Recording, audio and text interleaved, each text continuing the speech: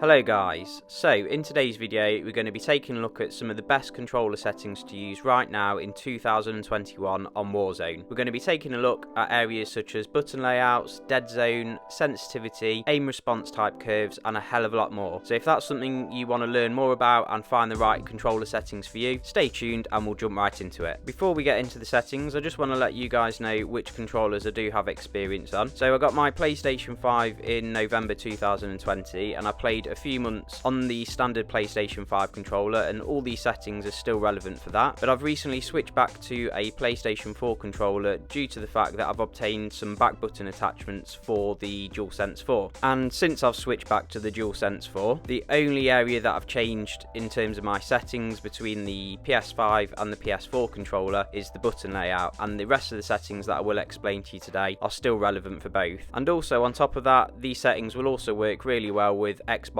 controllers and all the other controllers out there as well. And with that said, let's jump in and find out what the best settings are to use right now in Warzone. First one we're going to focus on is the button layout. So at the moment I'm using tactical, and that's for the simple reason that I find having the crouch, prone and sliding button as R3 much more valuable than having the melee button as R3. In the odd time that I do need to melee someone, I do play with the claw technique, so therefore I can hit the circle button quite easily with my index finger. But having the crouch, prone and slide button as R3 makes life much easier when performing those actions, which you need to do quite a lot of the time in Warzone. If you are playing on a standard controller without any back buttons, then I would 100% recommend that you go with the bumper jumper tactical settings, and that's for the simple fact that you get to use the L1 button as your jump button, and that will enable you to jump round corners, get peekers advantage and make yourself a harder target to hit without having to take your thumb or fingers off the analog stick. When it comes to your dead zone, there's an easy way to find out what your dead zone should be, and this will be different for everyone depending on which type of controller you get and the age of it. So first of all, you want to set up a game just in a bot lobby with no one there, or you could do this in any game mode, and you want to go into the options, set your dead zone at 0, 0. Select that, and then if you are getting a bit of stick drift, like you can see here, my character's moving up slightly. Just move it to the right a bit. You can see that it actually drifts a little bit. If you're then getting that stick drift, what you want to do is go back into the options and then put it up by 0.1, go back and see if the stick drift has actually stopped. If it hasn't stopped, again, you repeat the process, go back into options, up the dead zone again, go back, and if it then has stopped, which as you can see my character now has stopped drifting his aim, that is then your dead zone. The aim of this is to make sure it can be the lowest possible, and that will mean you potentially have better aim or control over your character. Moving on to sensitivity, so I'm currently playing on an 8.8 sensitivity. I have tested a number of different sensitivity levels from 5.5 to 11.11, and throughout all my experience of those, I've found that playing on 8.8 gives you the best of both worlds in terms of being able to react to situations either behind or to the side of you very quickly, but also not being too high where you start to lose control slightly over your aim. So if you're currently playing on a console and you've got the field of view that console has currently, I find that 8.8 works extremely well. When we look at which ADS sensitivity multiplier to use, I recommend you start by putting it at 1.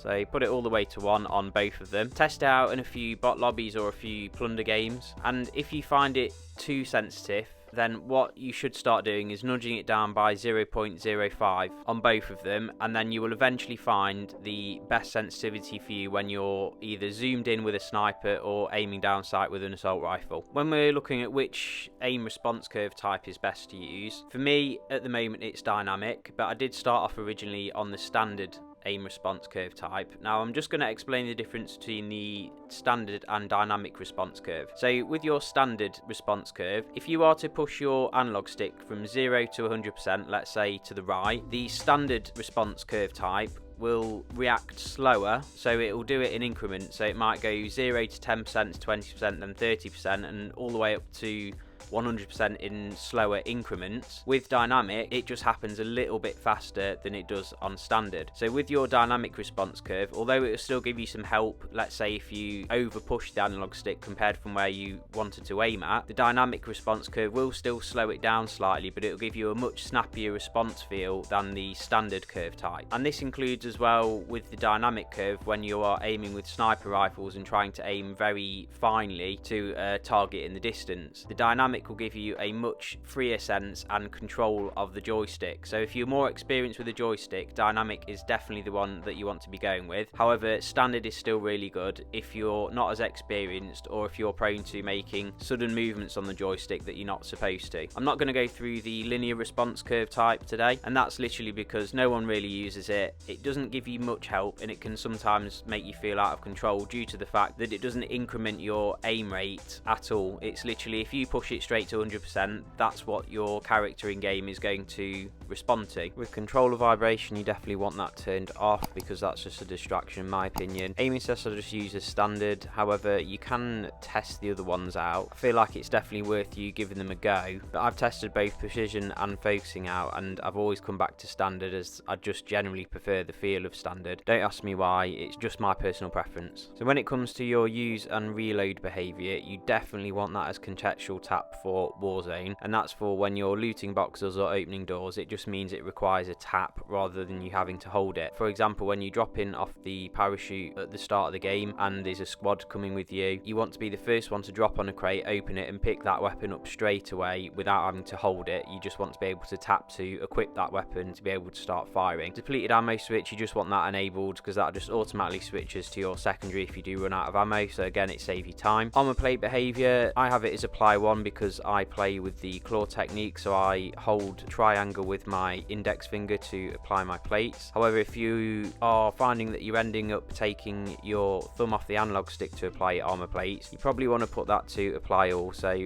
as soon as you tap it once, it will automatically apply all 3 armor plates for you, and therefore you don't have to keep your finger on the plate button. Just as a quick tip, if you did need to for whatever reason cancel putting your plates on, all you need to do is click the trigger button and it should then stop the animation for you. All these are pretty much standard. I mean, slide behaviour you definitely want as tap just so you can crouch slide everywhere. Again, it's a way of recharging your tactical sprint pretty quickly, but definitely have that as tap. And one thing I've recently turned on is the automatic tactical sprint. I've found that such a saviour to my controller. I've been through probably 2 controllers having to double tap to sprint all the time. The automatic tac sprints definitely save that, but it does take a little bit of getting used to. But once you are used to it, you'll find that you fly around the map a lot quicker than you used to before. And finally, I've also got parachute auto deploy as disabled, and the reason I disable it is, yes, it increases the risk potentially of you splatting on the ground. However, you can get as close to the ground as possible to then pop your chute. So again, that just minimises the risk of you floating in the air for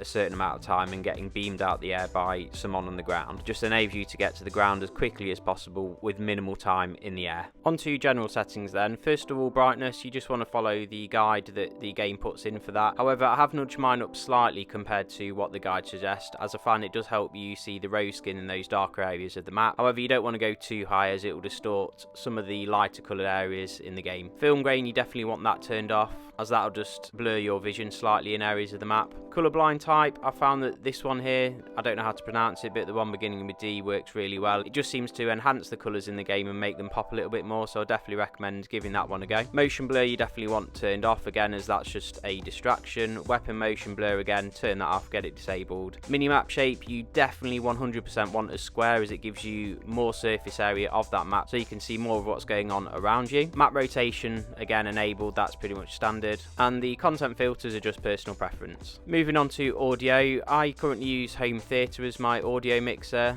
I found that works really well, and it gives you a nice deep bass sound to all the sounds that go on around you. However, it is personal preference. You can test some of the other ones. I know a lot of players use boost or boost high, boost low. Just give them all a go and see which one works better for you in terms of footsteps and hearing general audio in the game. The These audio areas here are entirely personal preference, so again, just find out which works best for you. I do have the music volume turned down pretty low, so I can barely hear it in game, as I just think that ends up being a distraction when you're in gunfight, so I have that pretty much turned off. But for the rest of it, these are just my personal preferences and what I've got used to. Juggernaut music, you definitely want that disabled. Hit marker sounds, personal preference, but I just like the Modern Warfare ones. And then all these other ones come down to personal preference. The one thing I would say though, finally on audio, is war tracks as a passenger. Some people may like them, but again, these just absolutely ruin you when you're in a vehicle. You can't hear anything that's going on outside. I've got mine disabled as I just find them intensely irritating and I can't hear any gunfights going on around me. So that's just my preference, but entirely up to you guys if you want to hear music when you're in vehicles. Now, Raven recently announced that there are some